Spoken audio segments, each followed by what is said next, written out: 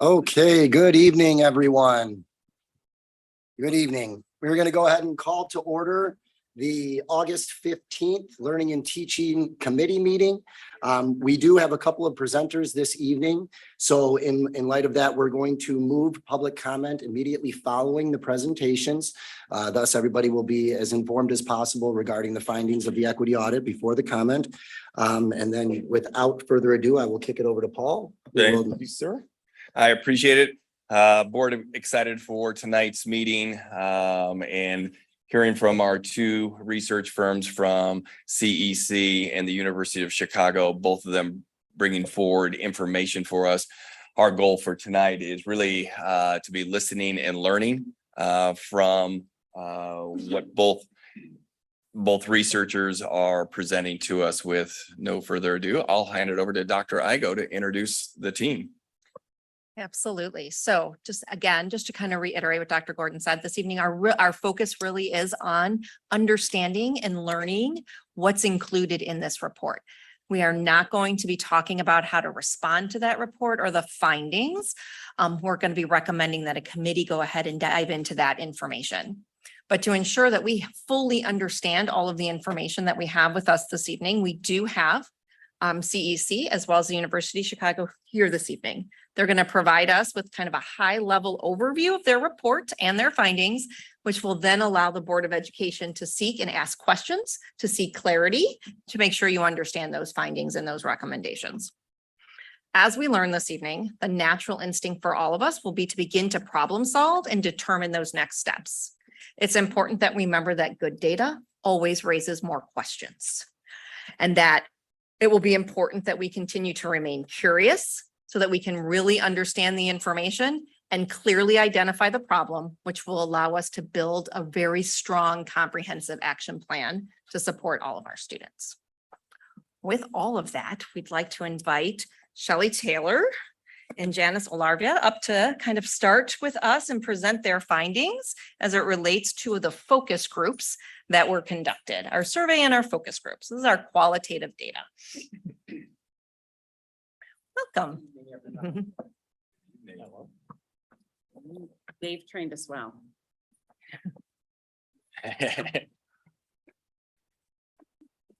Hi, good evening. I'm Shelley Taylor with the Catalyst for Educational Change. And I'm Janice Olarvia, same organization.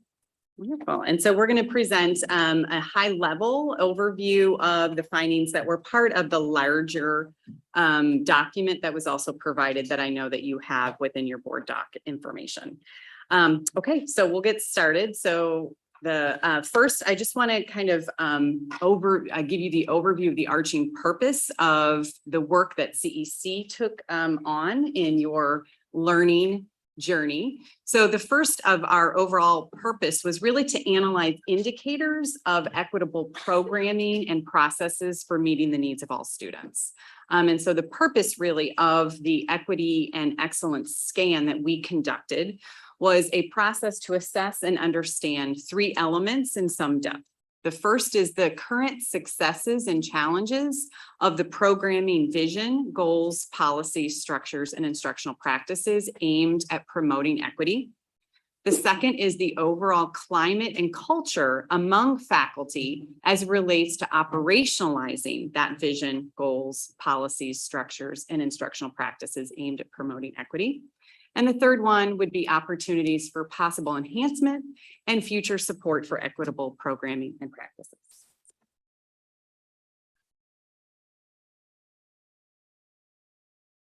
I thought I had it.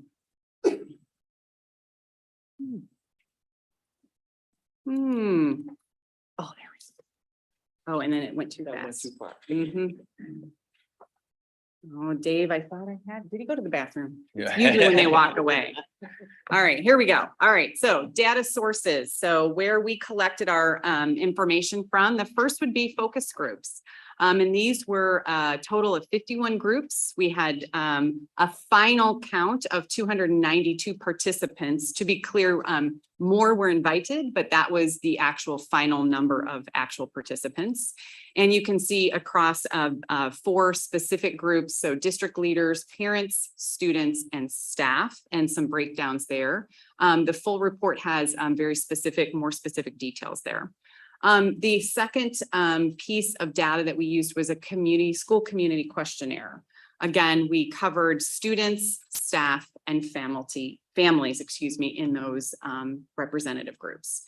When we were collecting data, all of the work that we used in combining the data sources together really comes from using a taxonomy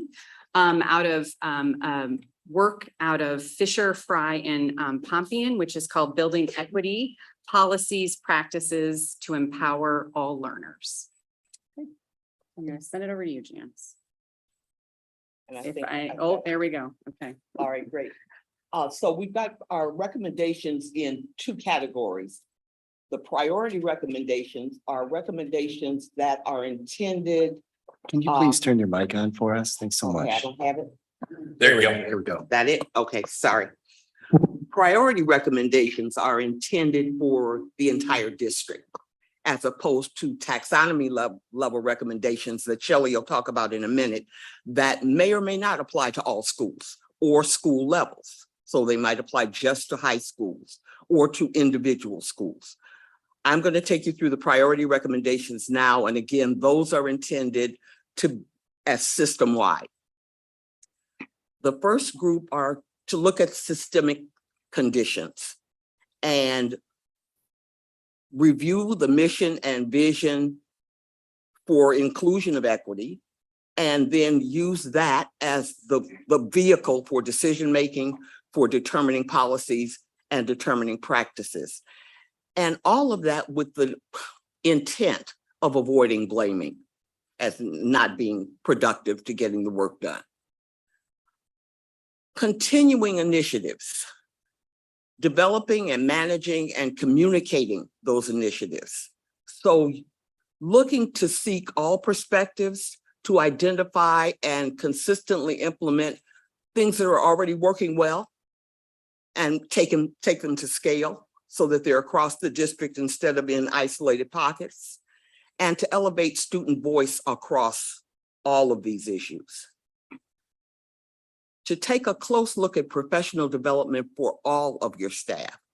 So you're increasing the understanding of cultures, language, racial sensitivity, social and emotional needs, mental wellness, and gender identification as all areas where staff could use professional development toward improvement. Okay, there we go. Staff recruitment. One of the things that came up in almost all of our conversations, especially with parents, was around helping the district find ways to develop strategies that will have you hire and retain staff that is more diverse across ethnicities, across races, across genders. Enhancing accessibility for families and engaging your families across the district.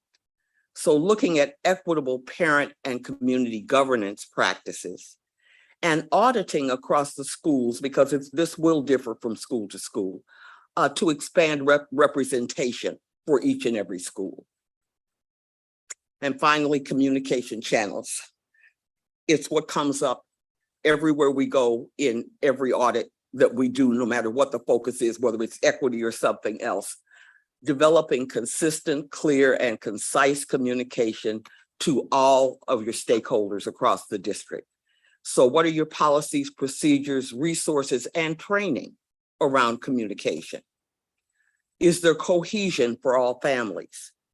And are there communications that assist families who are new to the district, who are coming into St. Charles? Okay.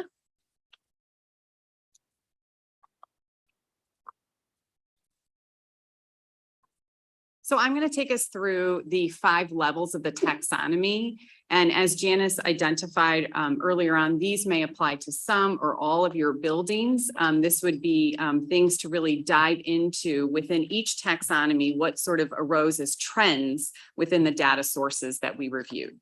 So the first level of the taxonomy is really about physical integration, to the degree to which there's a broad lens on understanding culture and people within the system, where including and integrating are key factors in what is happening within each of the buildings. At this level, the data trend finding came up a couple key areas. Number one, to really explore collaboratively the meaning of equity and inclusion.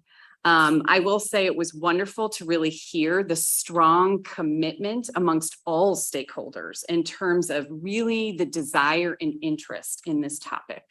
But I think one of the things that can really be a wonderful opportunity for the full system is to really to establish authentic opportunities for all school community members to listen and learn from one another. And ultimately, it would be providing those opportunities as our big recommendation. How do you create and craft authentic places for every member of your school community to be valued, heard, and respected?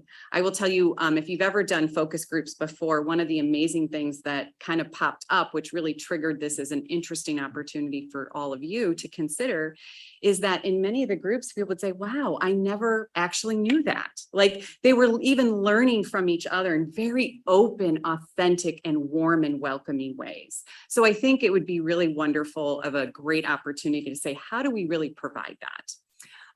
The second one is just to continue. So this is here. It certainly came up multiple times, but to continue the efforts to support the needs of your low-income families.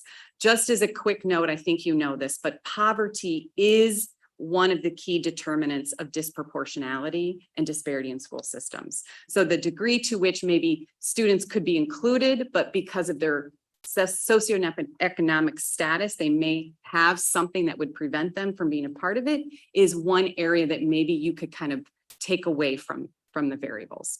And the third one in this level is really creating a strong sense of community in every school for all students and families. We really recommend a self-study that each individual building by building staff should really kind of think, to what degree do we have this in our system? And each adult that students and families encounter is really a contributing factor to the overall sense of community and should be reviewed consistently. Level 2 then moves us into social and emotional engagement. This is really the heart of a welcoming climate, safety, and restorative practices. In this particular level, we identified 3 key considerations for opportunities. The first is, again, to continue, it's already there, but continue to integrate social and emotional learning standards throughout the district and schools. Really identify and support students' social, emotional, and most especially mental wellness needs collectively. The key word, I think, in that statement for me is the word collectively. And really where that's been heightened is that next bullet point, is really ensuring this is the responsibility of all adults in the system and how folks are working together to make that happen. Then building that connectedness and learn about each other's cultures, identity, and experiences at all schools. Again, providing those opportunities for students, families, and staff to have that connectedness. And the third one then would be to review behavior and discipline practices at each school. Really ensuring, and I think the key words here are consistent and effective implementation of policies. We certainly heard policies are there, but I think it's those other 2 key words. And then most especially the use of restorative and responsive disciplinary practices.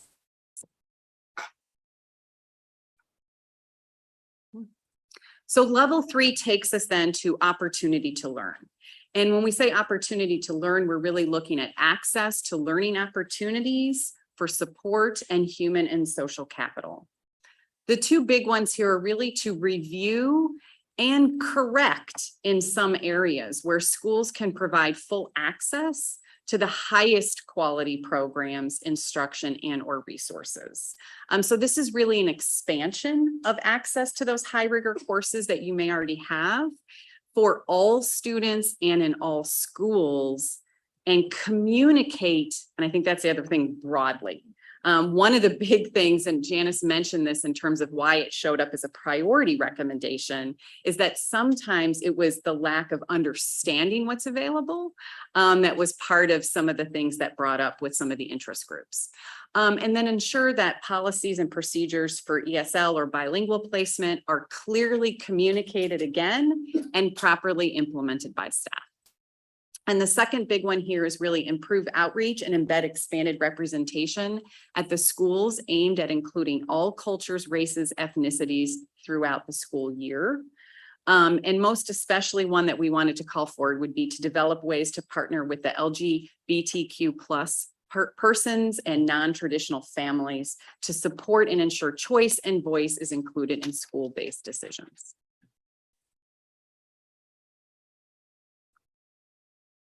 Okay, level 4 then takes us to instructional excellence. Here we're looking for clarity, challenge, feedback, and professional learning.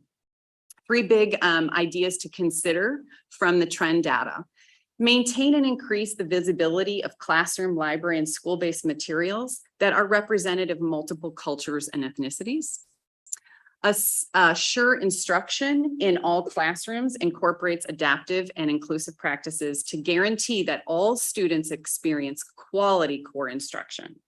And really here is where we want to make sure, and I think this is a high bar for any district, but every classroom should be ready to meet any student's needs with the highest level of instructional excellence.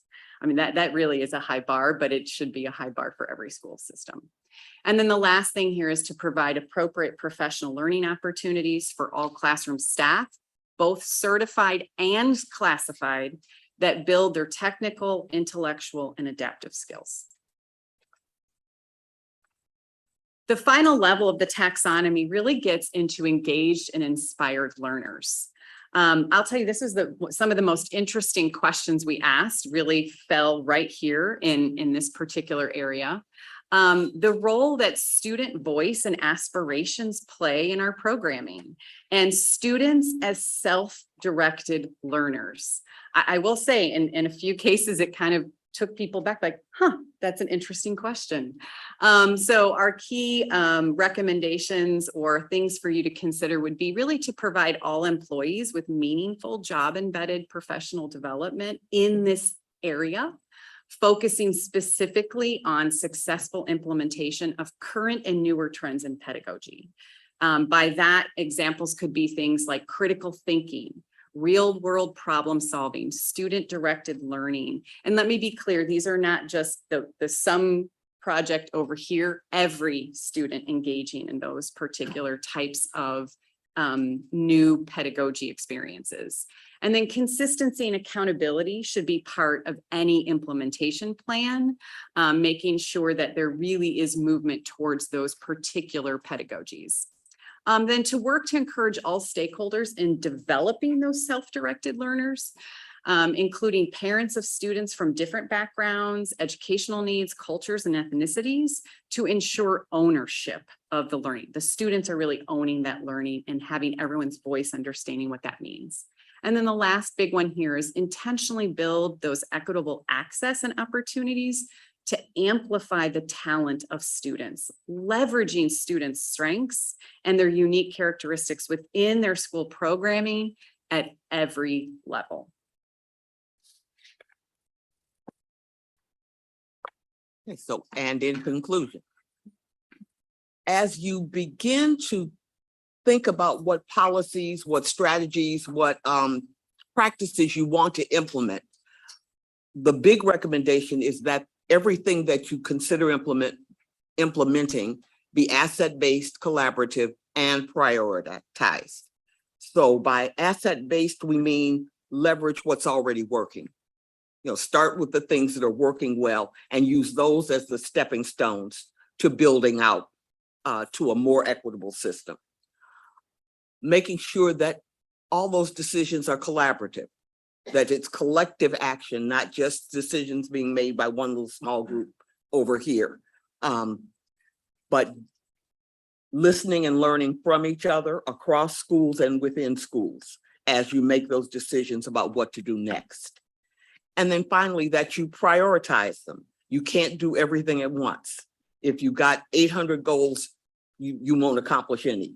So the notion is to decide on those big things that you really think are the most important to do and prioritize them and do a few things well, codify those, and then move to the next group.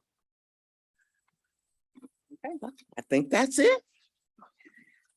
Of course, the details are in the larger report that you have, where I think you will really want to dig deep into the comments that we gathered from teachers, from parents, from community members, as a good way to start your conversations about what to do next. Okay, thank you very much for that presentation. We appreciate the info.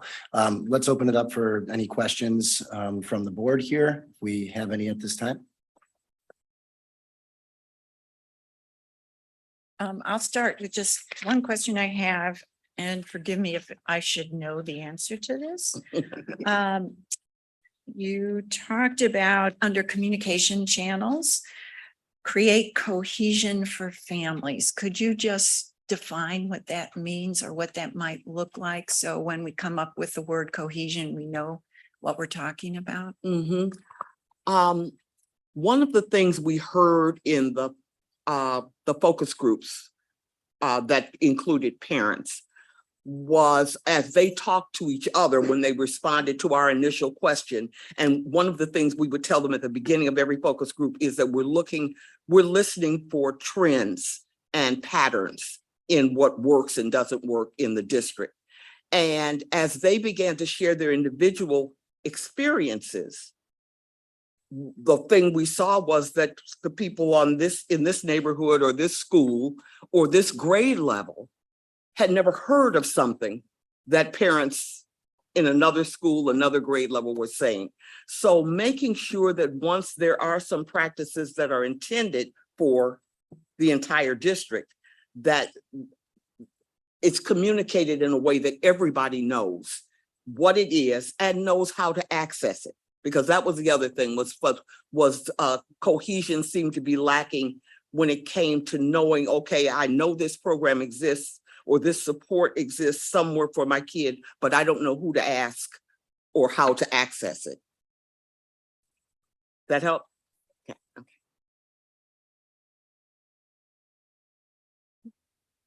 Other members of the board?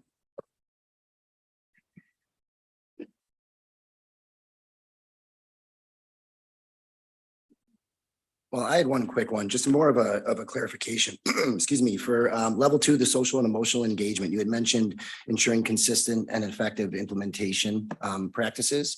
Can you just expand on that just a little bit more for me? Just so I can understand maybe what we were doing well and perhaps where we could improve.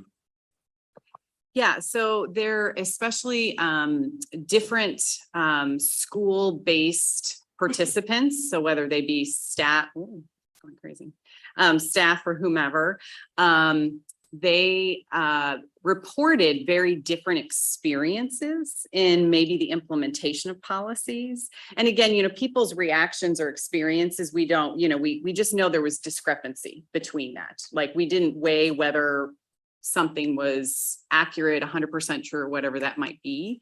But because there was a lot of differences, that's where that came up, as well as we looked at some of the survey information. So each time we identified one of these things, it was backed up by either the survey or trends in multiple participants' voice that they had shared in some of the questions. Each of the questions, I will say, were designed by levels so that we were seeking information within that level so that we could get to one of these recommendations. So it was, again, some of what pairing, honestly, a lot of what Janice was saying is like, my experience was different. I didn't know that was the way, or this is how I saw it, or this is what I experienced, came across differently with different school-based participants. So from staff all the way down to students.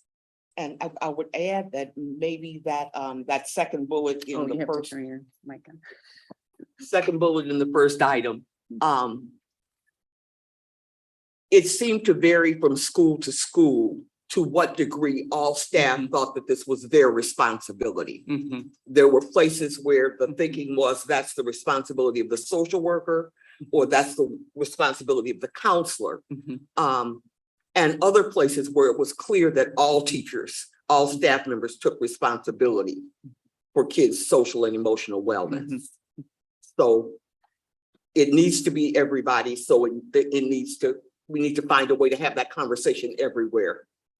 And I'll just emphasize a little bit too on that first one, because you didn't really ask about the mental wellness piece of that, but I will add to it because it got brought up, because I do think it was an important piece, is that it was absolutely vocalized as critical and important, especially in 2022. But I think there was a lot of unknowing of whose responsibility, or it's a person's, but that person is overwhelmed or too busy and doesn't, there isn't just enough to cover all of those pieces. So I do think that, again, that's an opportunity to really dive in deep by building to say, to what degree is that going well?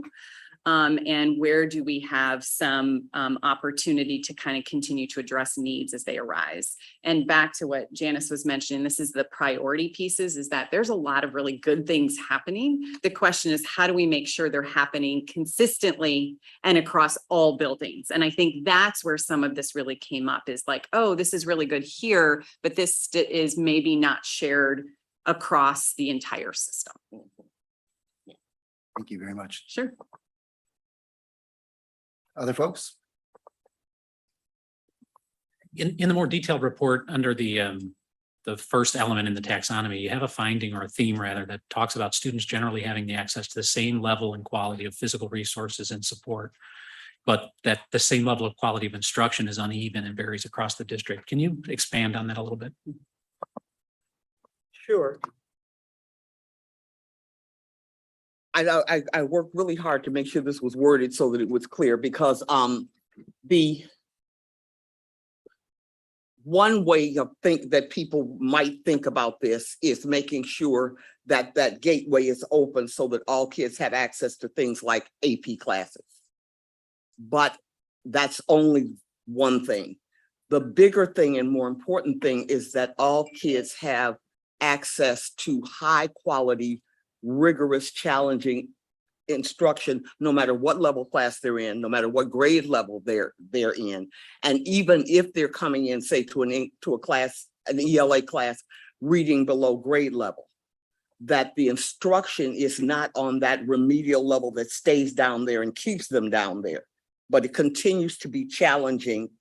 At whatever level they start, they're getting the highest level and challenge of rigor that they can handle, no matter where they are.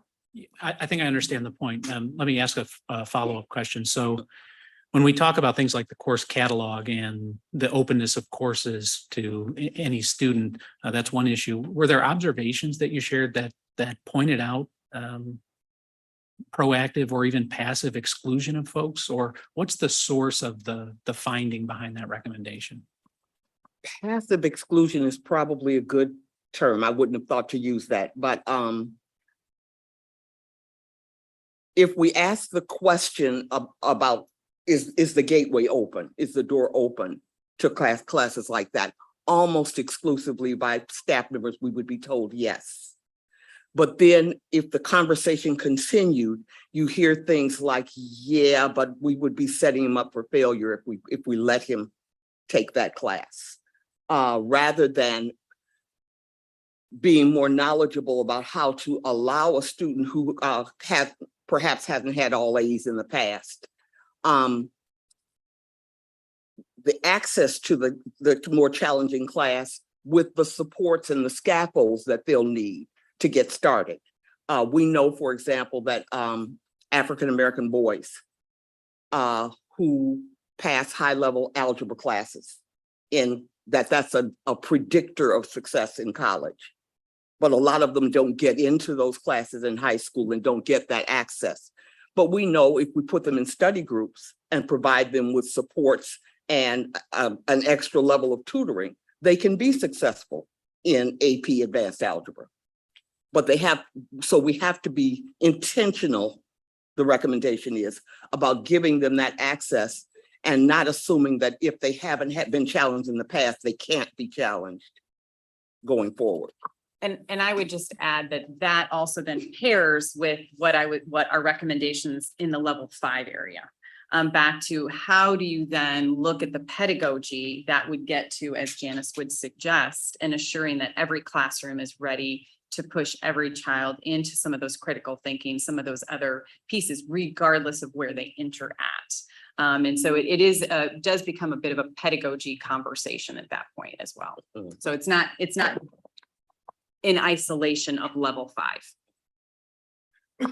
Just feeding off Mr. Lackner's question, I would assume when you saw that data, it was pre-K 12 that we were seeing that around the pedagogy, around the level of rigor within each of those classrooms, because you just don't get to 8th or 9th grade. And then all of a sudden, it's not a high school, it's not a high school issue is what I'm hearing you say. It is a system issue around the level of excellence, high quality excellence in each of the classrooms consistently applied in D3L3. Yes.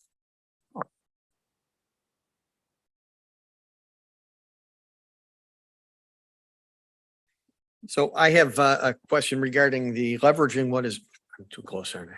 Leveraging what is going well to improve. So last year we had done a study or a comparison of similar and surrounding districts and also districts that primarily serve the subgroups that we sought to be high on the DNF reports. And as it turned out, we compared rather favorably. I think we were number 2 for similar and surrounding. So I guess what I want to know, and it's probably more specificity within the reports as well, but what are some of those things that we see that are going well that we can build on, that we can say, all right, this is something we should double down on because we're doing really well. What can we double down on to make things better? So yes, there are details within each of the taxonomy levels, the way the report was written. It also has highlighted in green the things that where we saw where the successes were. And I think those might be the details. So you could get into each of the taxonomy levels to specifically look at where some of those strengths were that were identified in the trends finding. So I would point to that as, and hopefully there's a lot. That's why I'd probably have to open that up, but all of those are there in the strengths.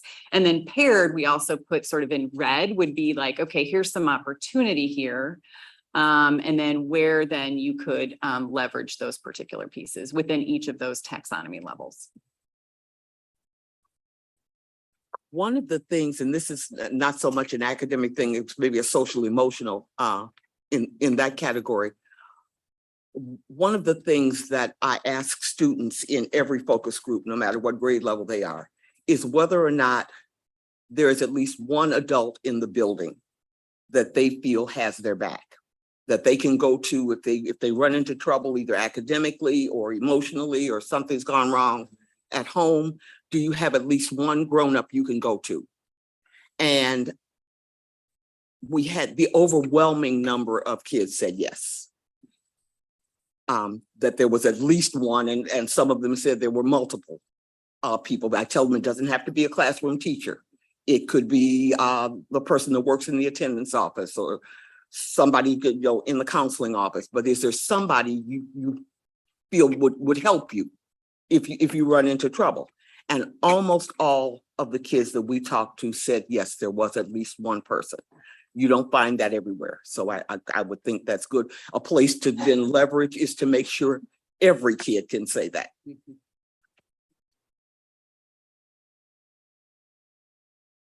Anybody other thoughts, questions, comments? I just want to finish up. I do appreciate how you did that with green and red. And I did leave with hey, we are doing some really good things. Yeah, yeah. And it sort of shows when you do that. Yeah. And I do appreciate that. I do want to thank you for all your work. This is a really important piece. I did note that you said you felt that there is a strong commitment by our community and within the focus groups towards doing what's best for all kids. And I think in this age when we're all struggling to find how we come together as a community, you presented us some things to make us be the best we can. And I appreciate that. Thank you very much. And throughout that process, the whole process, I will tell you, your community really, I mean, you could tell, like I said, even just listening, it was heartwarming to hear people be like, wow, I never, like they're ready is what I'm saying. There's a lot of readiness. I think it's really then bringing that listening and learning together. And I think it's really continuing the things that are going well, really kind of having everyone take a little bit of that self-study, saying, all right, what more could we do to push? And then really do it with each other. And I will emphasize again, and this isn't about blame. It isn't. It's about, we've got a lot of really good things and we can kind of do this together. All of the parents we talked to wanted to have more focus groups. I know you don't want to hear that. But they just, we never get a chance to talk to each other like this. And I said, I passed the word along, even though I didn't know how feasible that was. It is very feasible. Not to plug it, but we will have listen, learn, and return conversations coming up very soon and within our community. So thank you for that softball, throwing that right there for me. Thank you so much. Real privilege. Thank you.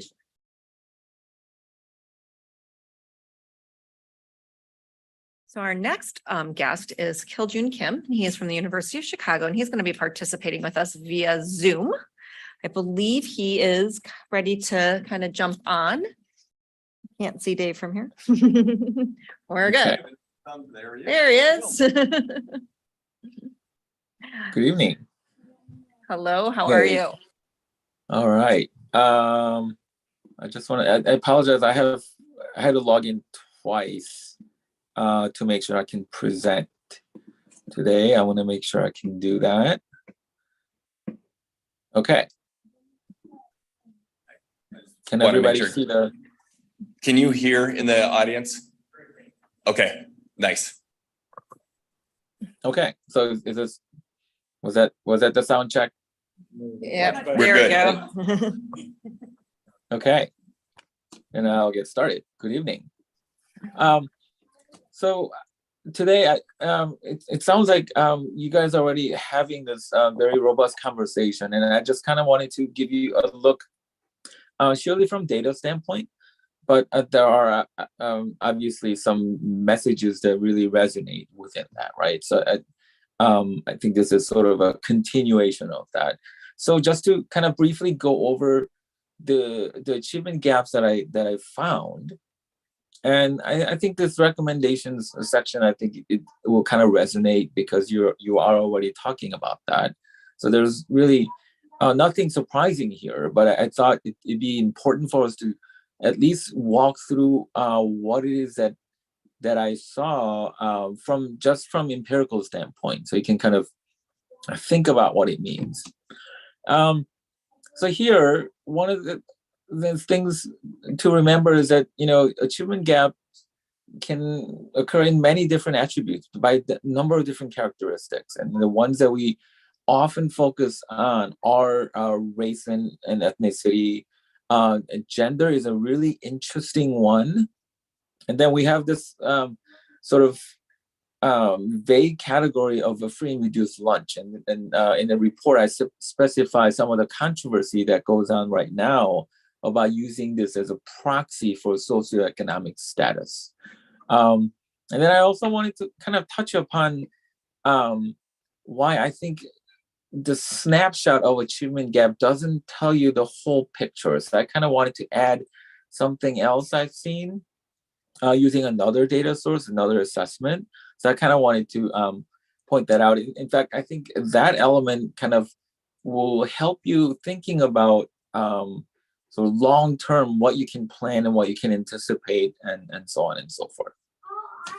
So I'll start with SAT first, high school students. Here, one thing I do want to mention is that I am actually using a little bit different threshold than what ISB uses for its report card.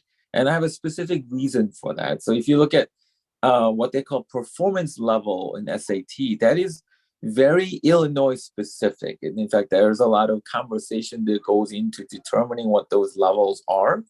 And those are actually for really important levels for accountability of schools or districts. I think it serves a purpose for that. But for this type of analysis where we're looking at student level as point of emphasis instead of districts or schools, I thought what SAT or College Board has set up as their benchmark was more appropriate in thinking about that. And that is 3 different levels. And basically they use the whole traffic light analogy. And green is those students that are deemed as being college ready. So I kind of simplify that to have a little better handle on what it means when we say green, rather than just looking at the performance level for the state. So with that in mind, I'll kind of walk you through just kind of highlights. Along the race and ethnicity, Latinx students are really trailing. And I know we often have this point of emphasis about white students as sort of the reference point, and then they're compared to other students of color. Here, one thing I do want to mention is that you also do have a couple of issues going on. You have Asian students that are very often as a group performing higher than white students. And then you have African American students, they have very small number in the district. So it's sometimes difficult to sort of properly gauge what that achievement gap looks like when you have such a small percentage of students, but they do appear whenever there's just enough number. So I don't want to forget that, but by and large, the main highlight here is a large presence of Latinx students, and they are performing significantly lower than the white students in comparison. And then the one that's really consistent is free and reduced lunch. As flawed as this measure may be, it really tells you something about almost like an economic divide that happens. And that is reflected in academic performance because it's very consistent if you look at along the lines of this category called free and reduced lunch. And then this gender dynamics, it's a really interesting one. This is actually a national conversation that I think is not being had. And that is, you have female students that are sort of not doing as well in math, and it is captured here in certain grade levels. But in reading, it's the opposite. So in a bigger picture, a lot of achievement gap literature right now, when it comes to gender divide, is largely focused on why we have fewer female students in science, math, and sort of STEAM part of the college enrollment. And yet, we have about 58% of college students being female students. So there's a sort of a strange dynamic going on right now. And that's also reflected here because it's exactly in line with what is happening at large. So 3rd through 8th grade level, I am using Illinois Assessment of Readiness, IAR. And if you kind of to parallel the high school analysis, out of 5 levels, 4 and 5 are sort of projected to be college ready. So that's roughly how the performance is gauged at elementary school level. And here, the gap that we saw in high school for Latinx students are not as glaring. It's not as large of a gap. So I do want to talk about that. That means that gap is likely to happen further down the road in their academic career. So I want to sort of bring that point back with another data point. And again, same, this issue of economic status. In fact, it's not, for those of outsiders, it's not something that we often associate with suburban districts.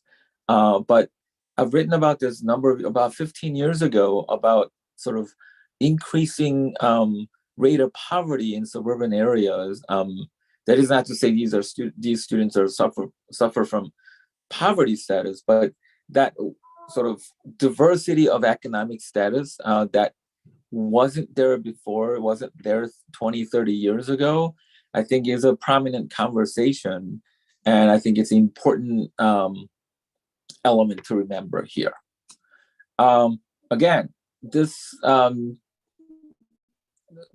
achievement gap seen by gender also, trends are very similar in elementary school. And in fact, what's really important to remember here is that for female students, very often what happens is, what's encouraging to me here is that they crisscross in math. In other words, female students actually do better in earlier, and then eventually by the time they hit sixth and seventh grade, they crisscross and male students tend to do better.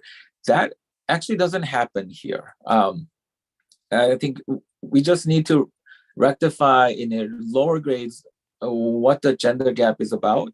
And I think that course correction can be made here because the gap isn't as large, which is always an encouraging sign, because that earlier you can address the issue, the better in many ways.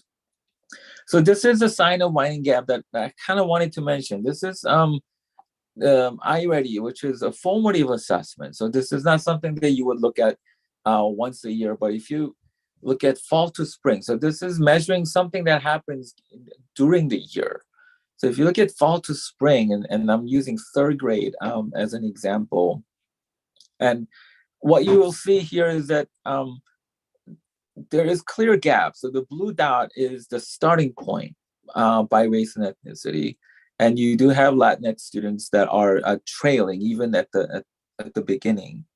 And they clearly do make progress. It's just that the end point, by spring, they reach about the beginning of Asian students for the same grade level.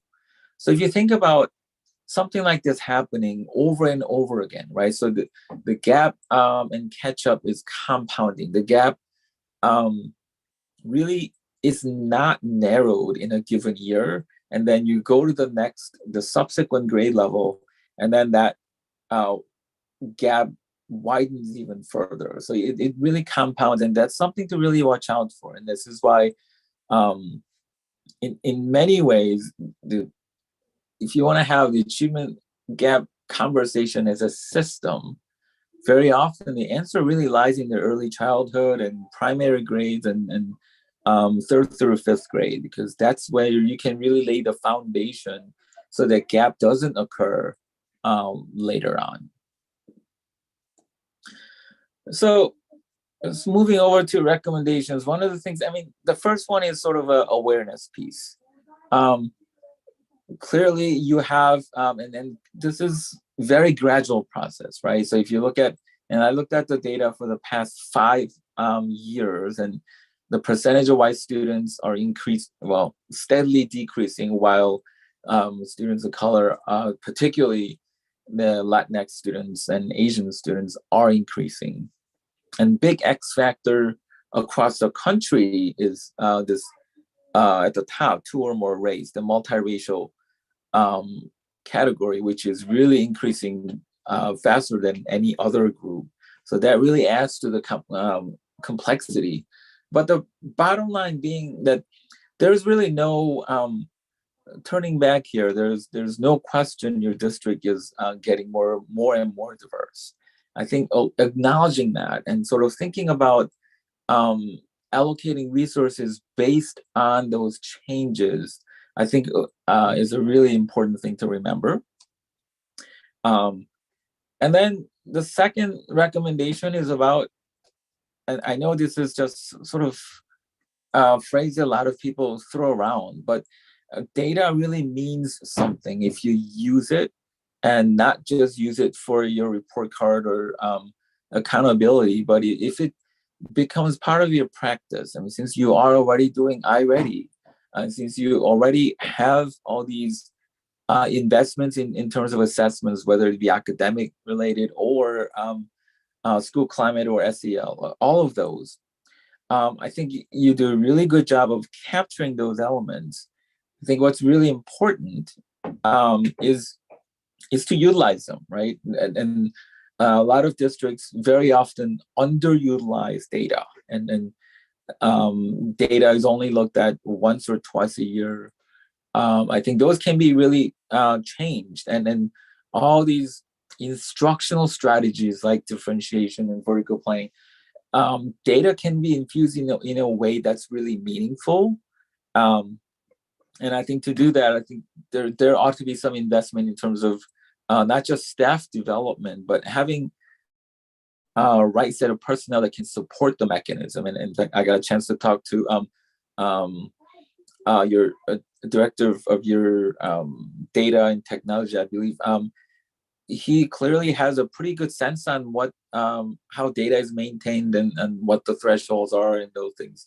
I think it's really important to have those support mechanisms as well. And I think those would really contribute to narrowing achievement gap at large.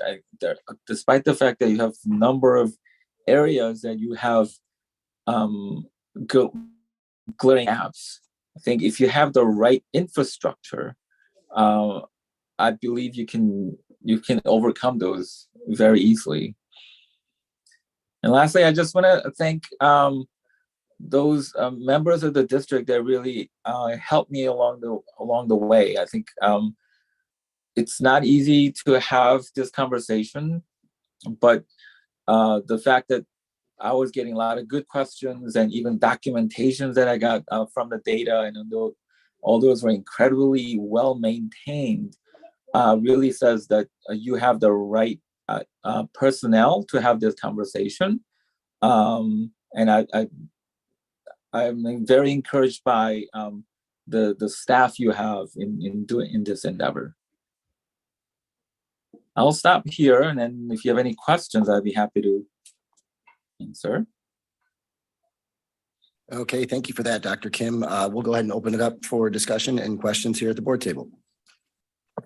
I have one. Thanks for the presentation. In the supplementary report that you shared with us, where you did some comparative analysis or some further exploration of some of the SEL measurement data versus academic performance data, you call out that there's a notable finding that in the research, other research tends to indicate a relationship between sense of belonging and assessment performance, and yet you were unable to find that relationship in the D303 data. Can you offer a little commentary there? Yeah, I did think that was important finding, the non-finding being important, right? But at the same time, I also thought that is something to think about. And in fact, right now, there's a lot of federal initiatives that really talks about social emotional learning tied to academic achievement. That is, if you want to invest in an SEL program, it ought to have an impact on academic performance. Is sort of the push. And there are those of us, and SEL happens to be my line of research as well. And there are those of us who kind of push back on that sentiment as a policy. And part of that is because I think what we're talking about, if we're talking about things like a relationship or building self-awareness skills and all these SEL related concepts, I think we're talking about life skills. And I don't know that should really be tied to academic performance, because when we say it's an academic performance, that means those students who do well in SEL skills tend to do well in academic performance is sort of the implication there. I don't know that that should really be the case. I think SEL should be the foundation for all students, and it should really be impactful regardless of how well or poorly they do in academics. So I didn't necessarily think that the finding I saw in the district was discouraging per se.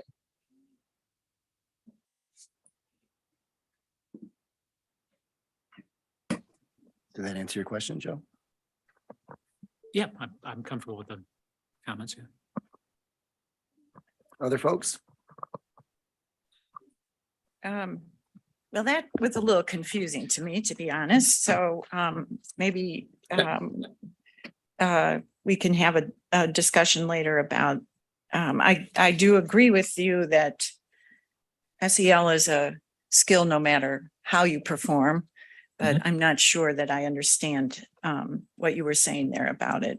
One of the things I'm a little concerned about is that we didn't have information in this report about our special education students. Can you speak to that a little bit? And Yeah. Thanks. Sure. So if you look at sort of what we call the flag for IEPs, special ed students, right? Any district you go into, 99% of the times you will find an achievement gap there.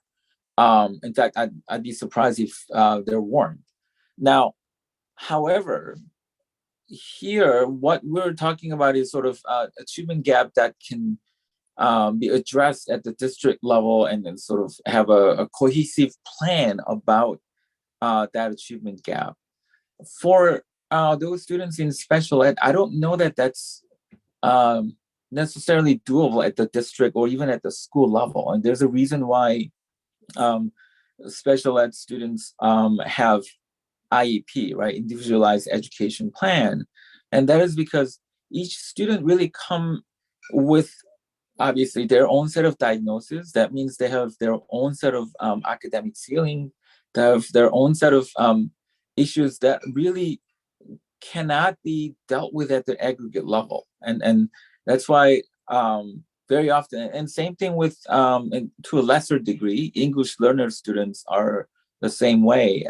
I don't know that there is a necessarily a comprehensive way to narrow the achievement gap. I think those students really have to have a very tailored way. And then in some instances, I don't know that even assessments are the best way to address their academic needs. And because the students' needs are so widely varied, I didn't want to address that for a document that really addresses the issue at the district level.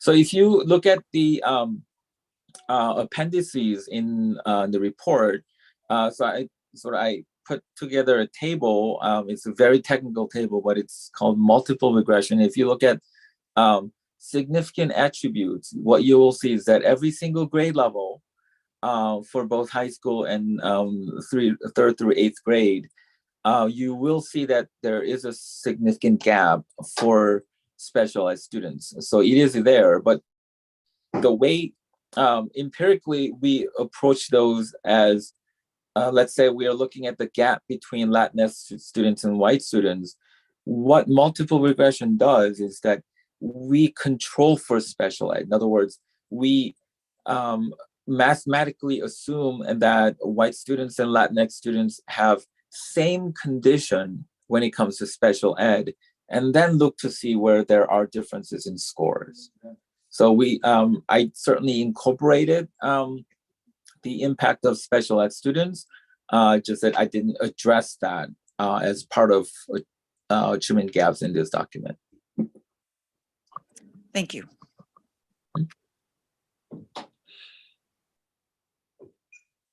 One thing I did appreciate the the indication that SEL should be kind of a driver of academic performance. If I understand what you were saying, performance indicators or measures may be more difficult. But is there a way that we can look at performance indicators kind of as a measure of how those SEL programs might be driving performance or where they might fall short?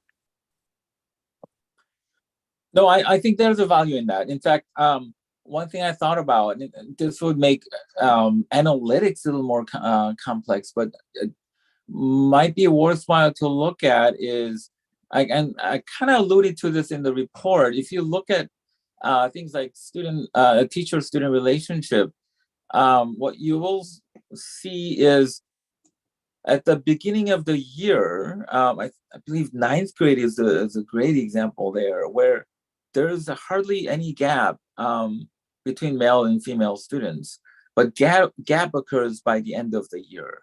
So that kind of tells me that it might be interesting to, instead of looking at snapshot of impact on SEL, if you look at growth of SEL, in other words, you measure the growth and see if that has an impact on academic performance. And then another thing I kind of allude to in the report is that assessment might not be the best one to gauge in terms of the impact of SEL on academic performance. In fact, I think grade point average is something that's really tied to relationship piece. And a lot of studies have indicated that that might actually be a better indicator to see if the academic performance really is impacted by the SEL. So there are a number of different ways to sort of think about the impact of SEL this way. Another, you'd also mentioned the fact that here in the suburbs, and I guess kind of naturally in the suburbs, the 30 to 40 years ago, we weren't seeing some of the same, and you said it really wasn't poverty note per se, but perhaps economic diversity. Do you have any reasons why that influx in the last 30 to 40 years? I think to a lesser degree in your area, but obviously suburbanization sort of had different phases, right? That if you go all the way back to 40s and 50s with construction of highways and what a lot of people, sociologists would call them white flight, and now we have immigrants. I'm sure you have immigrants in your area that didn't necessarily come from the city to move to the suburbs, although that's a pretty large population. But 90s onwards, you had immigrants who went directly to suburban areas, completely bypassing sort of urban areas. So there are a lot of different dynamics that really contributed to that. In Chicago metropolitan area, in fact, if you go back to 90s, what was really interesting is that there was actually population decline. If it wasn't for immigration, we would have lost population.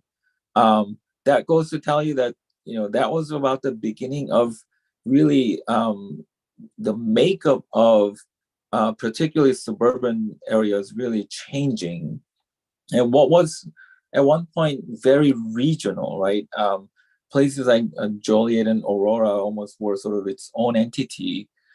So it's not surprising that that growth is really happening, not just growing sort of in circular motion from Chicago, but also growing circular motion from places like Joliet and Aurora. So you're being impacted by those growth as well. So as you experience that population change, it's inevitable that your residents will be more diversified. That's what happens when you have a growth in population, and you're seeing the impact of that. And part of that growth is sort of diversity and economic status as well. Just as a clarifying, so, and maybe I misunderstood. So please tell me if I did. So it's not so much maybe from Chicago that people are leaving Chicago and coming out so much as it is immigrants kind of choosing to bypass Chicago and come to the suburbs, whatever suburbs those might be. Mhm. But then is it the same with when you're talking about that impact from a Joliet and Aurora? Is it kind of the same thing? Or are you saying that there are people moving from a Joliet and Aurora out to the surrounding suburbs? I think it's a little bit of both. I would have to look at the data a little more carefully to see what the influences are specifically for your areas. But I think you are likely to see that growth of suburbanization of Chicago, as well as growth. And I know Joliet has grown quite a bit in recent years. And I think you are probably seeing impact of both in many ways.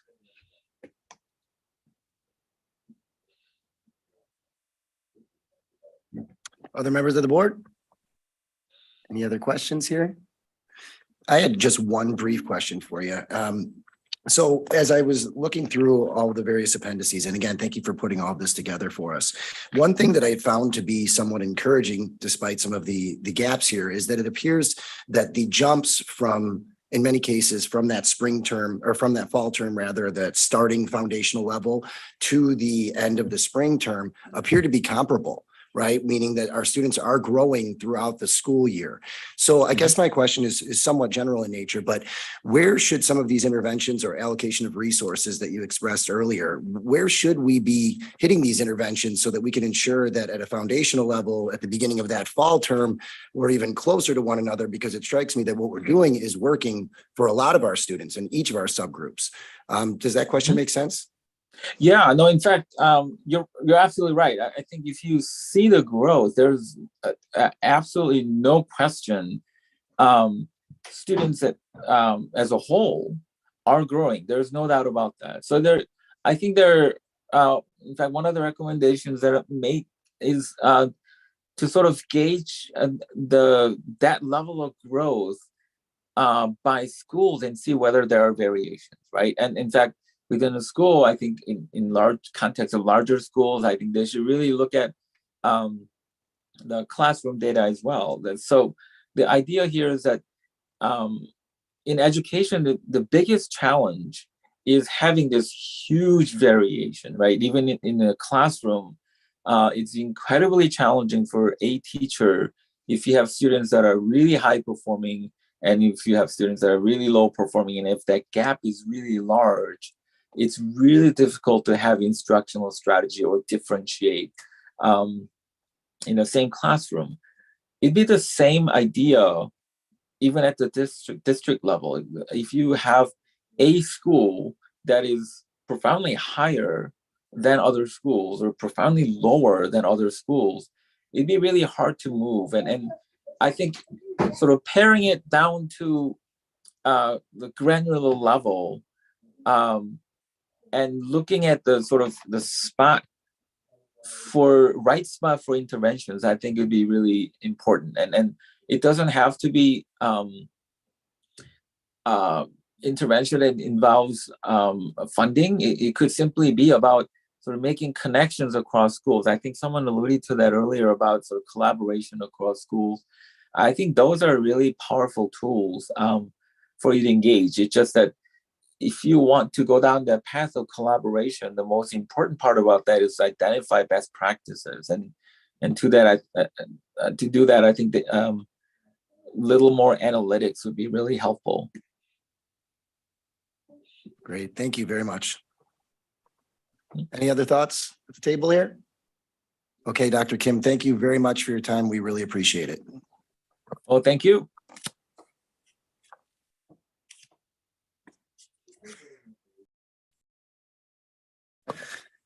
All righty. I think at this time, unless there was anything else here at the table, we will open it up here for public comment. Mrs. McCabe, can you please read the statement for me? Could we make sure that we have everyone who's signed in? The school code provides for a public comment period at each board meeting, subject to reasonable constraints. The practice of this board is to limit comment to 3 minutes per speaker to a total of 30 minutes. Speakers addressing the board are expected to maintain a reasonable level of civility. Also, personnel matters are sensitive and confidential. Comments regarding individuals should be respectful. Insults and defamatory remarks have no place in this setting. The board will terminate public comment if speakers cannot adhere to these guidelines. Please identify yourself at the beginning of your remarks. I would say, Mr. Kuchar, that we have probably more than 30 minutes of speakers.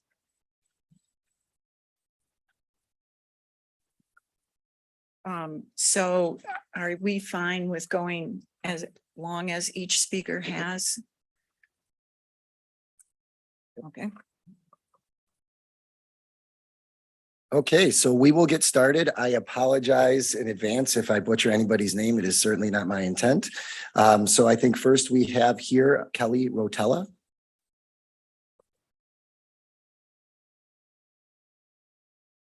Hello. Is this on? I'm Kelly Rotella. My pronouns are she, her, and I have 3 children in the district, one at East, one at Redling, and one at Norton Creek. I was also part of the focus group, which was very interesting. But tonight I am here on behalf of the League of Women Voters of Central Kane County. We are committed to diversity, equity, and inclusion for all people. Our democracy is strengthened by the inclusion of diverse voices in our community. Recognizing that each child is unique, we know that they do not all bring the same background, knowledge, and resources for learning in the classroom. It is essential that students be treated as individuals and that their needs be addressed in an equitable way. In other words, differences must be accommodated for all students. Further, we believe that all children must feel that they are included in the classroom. It is essential that they feel safe, respected, engaged, motivated, and valued for who they are and for their contributions. This extends to differences of gender, gender identity, sexual orientation, race, ethnicity, mental health, and education level. We applaud the district's commitment to the equity audit, and we support the motto confirming that all children belong. Thank you very much. Thank you, Kelly. And next up, it looks like we have Michael Strand, I believe.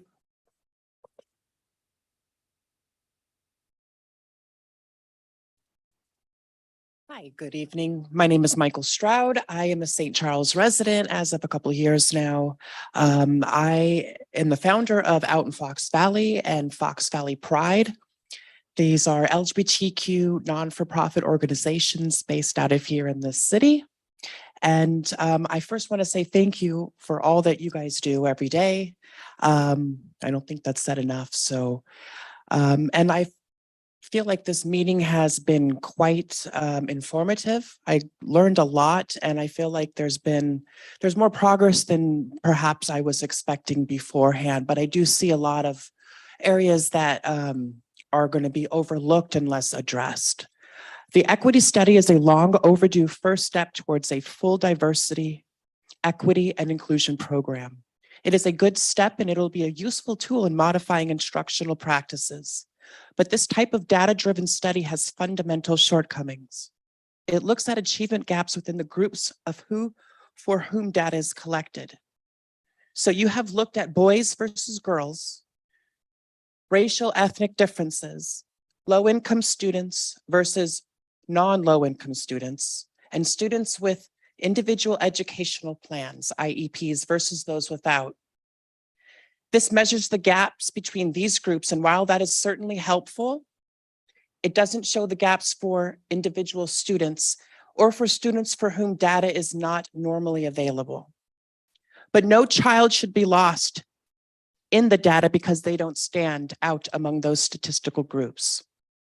I did hear mentions of some focus for LGBTQ concerns. I appreciate that. I am uncertain that it'll be enough. Students are not required to put their sexual orientation, gender identity, or other category along the LGBTQ plus continuum on enrollment forms or standardized test answer sheets, nor should they. So achievement among students in these groups cannot be processed by the computer or demographer. Yet we have seen the statistics. LGBTQ plus students, especially those who have been bullied or who fear bullying because it runs unchecked in school, achieve at lower levels than their peers. They are much more likely to have school attendance gaps and are more likely to drop out of school. They are also account for a disproportionate percentage of teen suicides. At college, LGBTQ plus students who were bullied in elementary and secondary school are nearly twice as likely to drop out of college before graduation. I'm one of those LGBTQ students. I grew up in foster care in California, and I probably knew I was gay much earlier than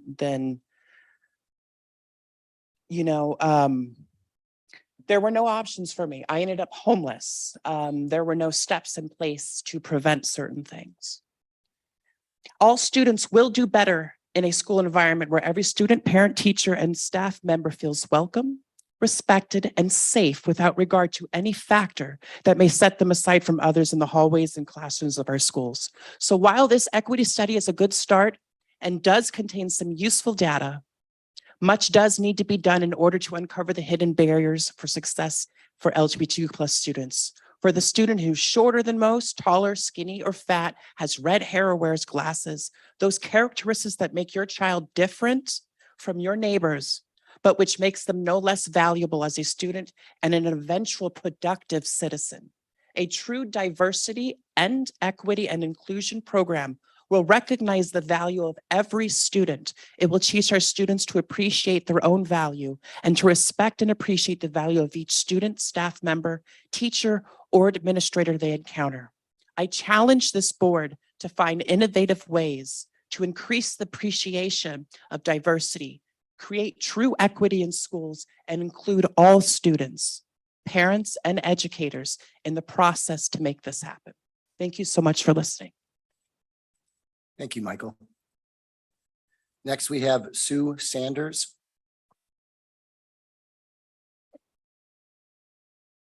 Hi, I just want to thank you all for having this equity study done. I work in a school district that has had equity for 12 years, and we had many of the same challenges that you guys are addressing right now. I support what the League of Women Voters said, what Michael said, and just applaud you and wish you good luck on the future. I didn't have anything planned because I wanted to hear what you had to say, and thank you for doing this. Thank you, Sue. Next up, can we please have, I believe, Amy Tufano Moran? Hopefully I pronounced that correctly. So like you said, my name is Amy Tufano Moran.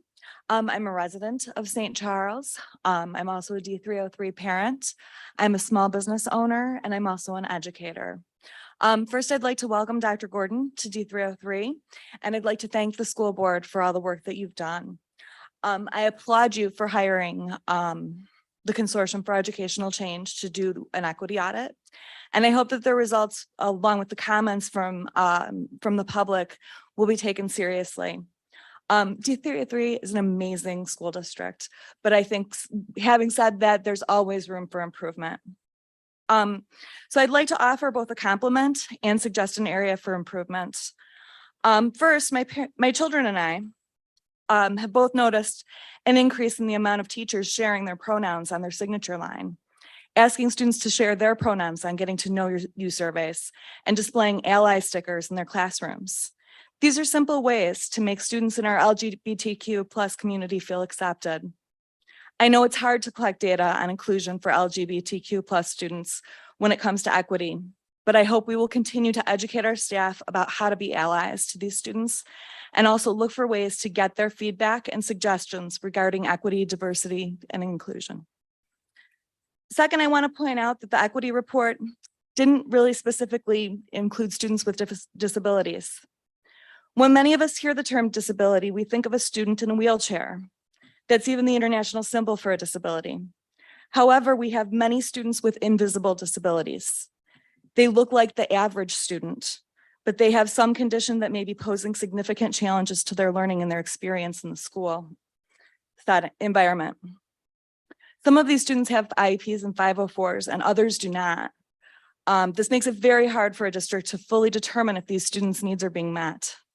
As a parent and educator, I can tell you this population is often overlooked. These are the students with debilitating anxiety, depression, sensory processing disorder, autism, and dyslexia, just to name a few disabilities. These students are typically in regular level classes and even in honors and AP, and have the potential to be amazing contributors to our society.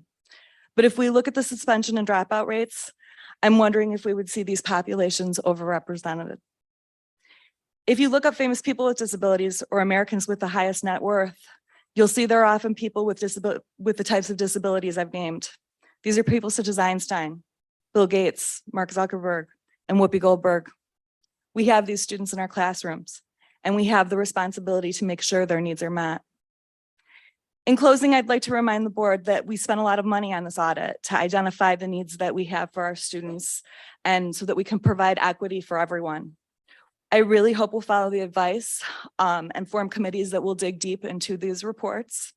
We also need to provide support and training for our staff so that everyone can support our mission, be here, be you, belong. Thank you so much for your time. Thank you, Amy. Okay, next up, please, Linda Robertson.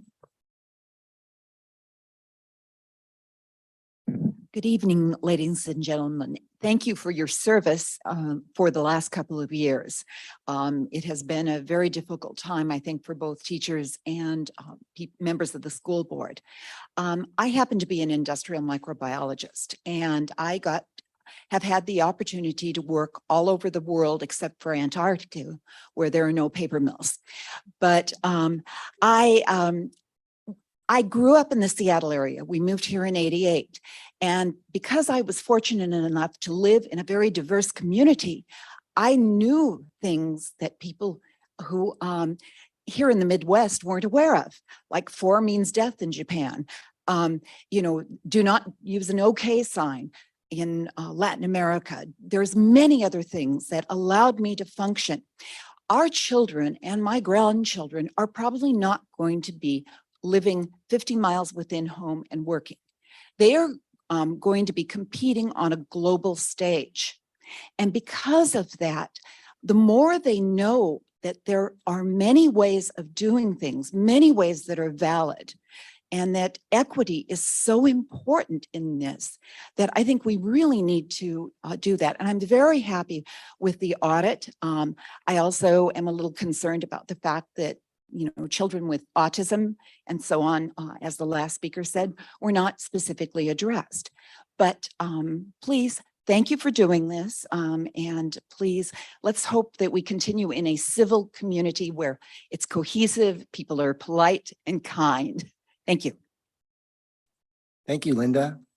Next up, we have Susan Kamiak. I hope I did that right. Okay, thank you. Then we have Ellen Gibson.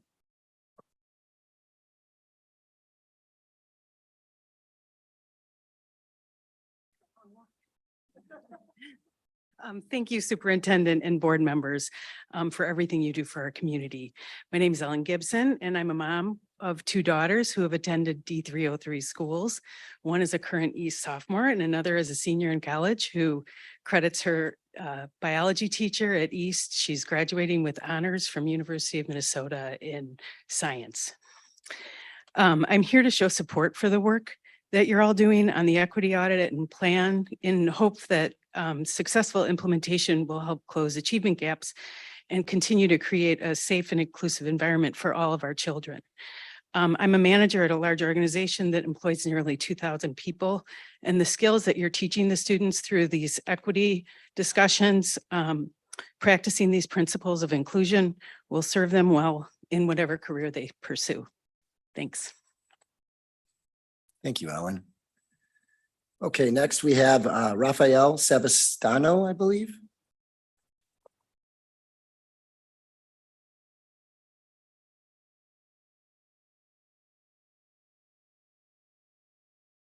Good evening, everyone. Get the tic tac out of my mouth. Thank you for presenting the equity audit this evening. If it hasn't been made, the details have not been made public, please do so. If it was, I missed the memo somewhere.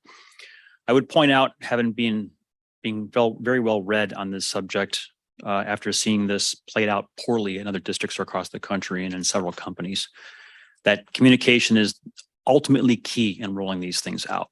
The thing that trips up the implementations of these is usually the definitions of words that are used in these programs. What specifically do you mean by certain things? That was pointed out even amongst this meeting when Ms. McCabe actually pointed out what terminology you're actually using here. As part of your rollout for this, I would suggest you put together some sort of clear definition sets for the community as to when you say equity, what do you really mean by that word? When you say diversity, what do you truly mean by that word? So there's no ambiguity in that whatsoever. And that's kind of my point to my statement this evening. Since didn't see the data, I look at the supplemental memo that came out and saw some concerns with some of the language that was in there. And what I'm about to say may sound ridiculous, but this is how you can glean from what I saw. Bullet point 3 under key recommendations, work to develop strategies to make intentional efforts to recruit, hire, and retain more diverse administrators, teachers, and support staff. Diverse how exactly? Define diverse. To have made this a key recommendation, you would have had to come up with some specific set of identifiers that you found to be problematic or not ideal. What are those identifiers? Publish them, let the district know. This recommendation also has a potential significant impact in hiring practices. A number of schools and companies have published this very near statement and then implemented new hiring practices only to find themselves in court and being sued for violating Title VII of the Civil Rights Act. I'd ask the board to take a direct approach in crafting policies here so we don't run into that same problem. Bullet point 4. Acknowledge the role that complex systems and structures within public education play in creating achievement gaps across race/ethnicity. This is rather a doozy of a statement. This statement isn't necessarily a finding from the equity audit. It's a canned statement that sort of falls around the DEI world. It's a presupposition, but not just a presupposition. It is the presupposition for so many of the DEI programs emanate. But it compels inquiry. How exactly do complex systems and structures within public education cause this disparity? Complex systems and structures was not really defined in here, so the wider audience really wouldn't know exactly what you mean by this, nor was a single example provided. So what do you mean? Is the district now stating that the achievement gaps amongst our Black and Hispanic youth are the fault of the district's administration and staff by way of the entire public education system? I'm sure it's not what you meant, but that's how it comes across. Do the district staff and administration agree with this statement? Were they consulted? Did we give any thought as to how the Black and Hispanic kids feel about this admission? Will this be empowering? Will this be empowering for them, or will it give them a sense of hopelessness? If public education is at fault, why should we be sending our kids to you? Why should the parents or guardians of Black and Hispanic youth send their kids to you when they already know that they're not going to perform well due to complex systems and structures based on what's been presented? Why should we continue to fund a system that oppresses the academic achievement of Black and Hispanic youth? If it is true that public education and its associated professionals have been engaged in academic oppression for decades, why should we trust those same professionals to address and correct that situation? What's the incentive to do better? What other reasons have been examined and subsequently dismissed as a potential factor for these academic disparities? Do we have a list? Is it in the report? If not, can the research be provided? If in 5 to 10 years, academic disparities have still not improved after spending unknown amounts of money on training programs and attempting to simplify or eliminate these complex structures and systems, which is potentially an outcome, what's the next steps? What will be the excuse? Who will be held accountable? Now, don't get me wrong. I truly applaud your efforts here. There are certainly problems within public education that need to be addressed. But a lot of these programs are sort of cookie cutter methodologies based on presuppositions being sold to schools as turnkey packages as a means to address the concerns. And as a means to be addressing the concerns is sort of a significantly flawed tactic. Additionally, an overwhelming number of these programs hyper-focus on group identity, race, and gender more often than not. And this will force you to overlook the largest minority that can possibly exist, and that's the individual. How will your future program help the unique needs of one person, pointed out earlier, who may fall outside that focus group? Who would fall outside that? Who may fall outside that focused upon group identity? Will they be overlooked? Will these efforts fail them? And who will be accountable for that? Thank you. Thank you. Okay, next up, it's very small handwriting, Megan Stasko Bratt. Sorry. And just to make sure everyone knows, when you hear that ding, that's the end of the 3 minutes. We've let people go beyond the 3 minutes, but if you hear that, please consider your time. Megan, sorry for the butcher job on the name there. Stays brought. My mom told me not to hyphenate. It's fine. Okay, so literally like everything I was going to say has already been said, so it'll be really quick. Thank you again to all the educators and the teacher assistants, everyone who keeps showing up. Like literally anything they do, who knows how it's going to be taken lately. So it's a big job. But so thinking about everything we've heard, how do we make this all work? I had the privilege of teaching in Harpers Ferry, West Virginia for my first teaching job. And it was, I don't know if you've ever been to the foothills of West Virginia, but I had the mountain kids with, I mean, we call them the mountain kids. It's not offensive, but whatever. And we had the kids who didn't have electricity, whose parents were meth dealers, but then I also had the kids whose parents worked in DC at the Pentagon. And how do you make it work? It's possible. I worked in a district where it just worked because everyone talked, everyone communicated. It's possible. So that's my off script talk. Thank you for all you do. That's all I've got. Have a great day. Thank you, Megan. Okay. Diana Soltes, please.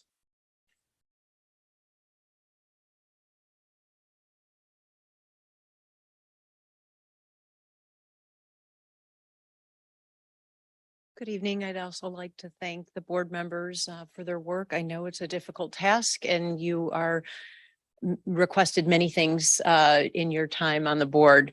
I would like to say that I have two sons, both college age, and they both hate school.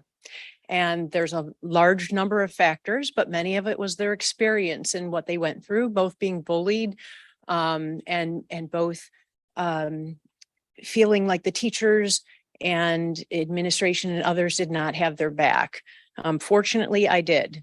And so I'd like to have the board consider that the majority of the parents with which I have spoken, and I am friends with every ethnicity, gender, and everything else you can imagine, that the urge and the focus and funding should be on test scores and reading and writing and arithmetic, US history and the Constitution, life skills like personal financial management, and not many other programs like whatever you want to call it, political agendas, CRT, DEI, SEL, inappropriate sexual education, and the like. As I said, the focus should be on test scores, teaching core education classes, and why people move to St. Charles. The teachers are leaving in force, many very good teachers, and I've spoken with many of them.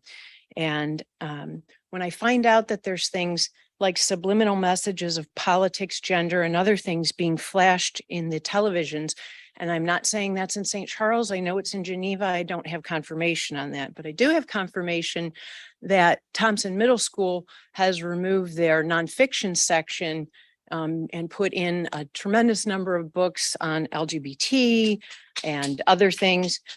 Those nonfiction items need to remain in the libraries for people. I'm not saying other things couldn't be included, but I'm saying those things should not be removed. Our history, the interests of many of our children fall within that. So it doesn't matter what race, ethnicity, or whatnot. We all love our children. We all want what's best for them, but the teachers cannot do everything. I think money would be better spent hiring more counselors and things. I know a counselor and they have 600 to 800 students. How do you meet the needs of that? When there's so much anxiety and depression and other things going on with students, regardless of where they fall, I think that resources could be better spent than in means like this and where our tax monies are going. So I would urge you to stay focused on the core items, and I thank you for your time tonight. Thank you, Diana. Next up, we have Charlotte Cologne? Coleman. Sorry, it's a little scratchy there. Charlotte Coleman. I'm the parent of two wonderful little ones, not so little anymore. Deshaun is in 8th grade at Redling, and my daughter Madison is in 6th grade at Redling. So it is, as an African-American parent, imperative that education does include the history of African Americans. It is imperative that I at home teach it as well. It is imperative that members of the LGBTQ plus community are included. It is imperative that American history is included. Every representation is included in our education. It is not okay to simply focus on math, reading, and writing without incorporating those aspects. I thank you for doing an equity audit. I thank you for reviewing the information and implementing accordingly. It is important that my child, who is normally the only one in his grade level, so you walk into a room and you see others that look like you, not my children. Oftentimes, we are the only ones in meetings, in classrooms, and things of that nature. So it is imperative that what you teach, how you conduct yourself, is with the knowledge of every cultural background of the LGBTQ plus community, so that we feel welcomed, so that they learn the history that we are also teaching at home. So I just want to make sure that's clear, that it should be incorporated in every aspect of school and life, because as they go to their careers, they're not going to simply work with just African-American people, just Caucasian people, just Asian people. They have to know the cultures and the understanding of different cultures so that they can respond and interact accordingly. So my voice is shaky, forgive me, because of the passion, but I'm thankful that you have someone that's leading this work. I'm thankful that you have incorporated a company that can do so. And I don't think it's a cookie cutter. I don't think they're simply handing you something. I know they're looking at your data. It was obvious from the gentleman that presented here and what they presented in their reflections as well. So please continue. Do not let those of us who may not be your majority be ignored or overlooked. Thank you. Thank you, Charlotte. Next up, we have Lisa Raphael.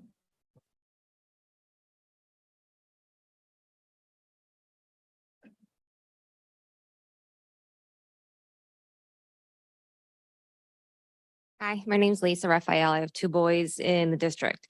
I would like to ask the board if they could propose a policy on appropriate classroom displays.